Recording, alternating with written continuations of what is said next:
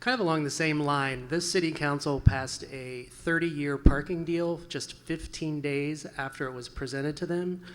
And part of the reason for that rush was that it was needed to balance the budget. We found out it wasn't needed to balance the budget.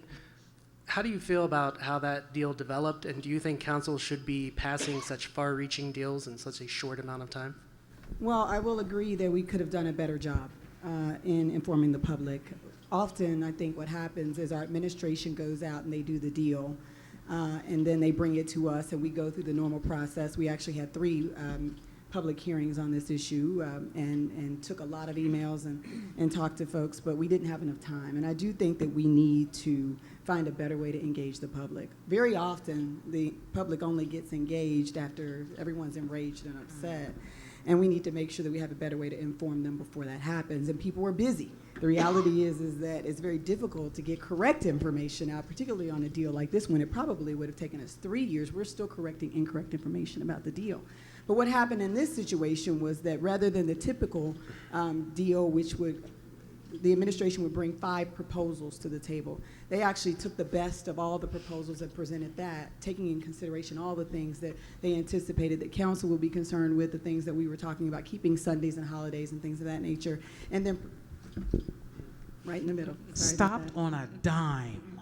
That minute goes fast. It does go fast. That minute goes fast. It does. Carolyn, for Ms. Simpson. Ms. Simpson, several of the challengers in the last section criticized the current rules of council as giving too much power to the mayor over certain issues. How would you respond to that, and would you favor changing the rules going forward? Well, people have to remember that we didn't actually add the pocket veto, not this administration. It was actually added in 2005 when we went to a stronger mayor system by charter. And so part of the reason that the mayor was given more power is because now the mayor is directly elected by the people in a separate election, and that power came with it. We didn't change that. And part of the reason we didn't do that because that is actually the only exclusive power the mayor has. And what I like to say is that we're working better when we're all rowing in the same direction. And it really encourages all of us to work together more. I've gotten motions in my office with just 2 lines on it. My name's not on it. And so people are not expecting that I'm going to sign it. They're not bringing it to me. And I've had a little back and forth with some of my colleagues about that. So we do have, I think, some challenges in the way of even among council being more inclusive. But I do think that the mayor sets the vision for the city. That is a directly elected position. I do think that the members of council should have to consult the mayor if they want something put on the ballot. I think that's what we went to when we went to a stronger mayor system. And so we should be working together as opposed to apart. Okay, and finally, Herman. You mentioned in your opening statement that the city has a high child poverty rate. What do you think the city could do to bring that down, given that it's underfunded human services for about a decade? Well, I think what we have to do is we have to work together. The reality is that we're spending millions and millions and millions of dollars in the area of youth, and we've not seen the progress that we need. And I think part of it is because we're very siloed. The reality is that our school system operates separate from the city. All of our nonprofit organizations, some of which we fund, operate separate from us. There's no relationship. And we started this youth commission because the city is ultimately responsible for the success or the failure of our youth. We see it.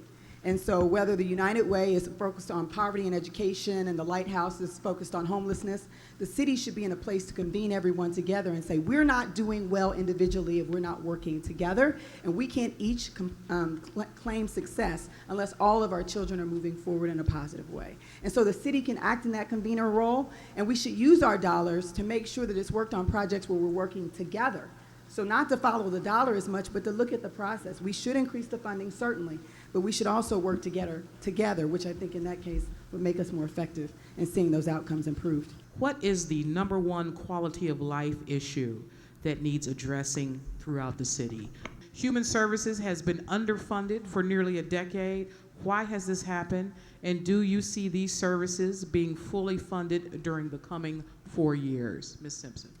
I would say that it's a simple math problem. We've taken in less in taxes year after year, and the money is less and less. And what I say is we need to have a real conversation about shared services. The city is paying for our entire regional transit system by itself.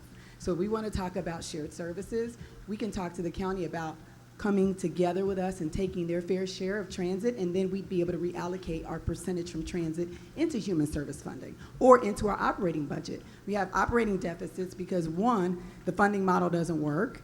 Second, the state government continues, and we haven't had this conversation, to strip money from the local government. We would have had an $8 million surplus this year, but for changes to the local government fund and the estate tax. No one's talking about that.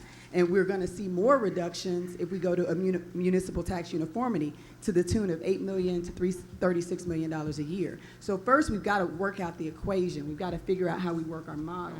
And I think once we do that, we'll begin to see increases in human services. And as I said, we have to learn to do more with less by working together. So my story is not unlike Cincinnati's story. I started very, very in a tough situation and grew up to become something great. And Cincinnati is right at that place where there was a time when no one thought Cincinnati could ever be great. And now we know that we can. We have to continue that momentum. You don't correct years and years of disinvestment in 2 years. It takes time, but we're on our way. We've taken the investment we've made downtown and started in the neighborhoods through Focus 52 and through the Go Cincinnati plan. We have to continue to let that happen. And I think you've got leaders who have stood in the gap, encouraged against lots of opposition, and will continue to do that if reelected. Thank you.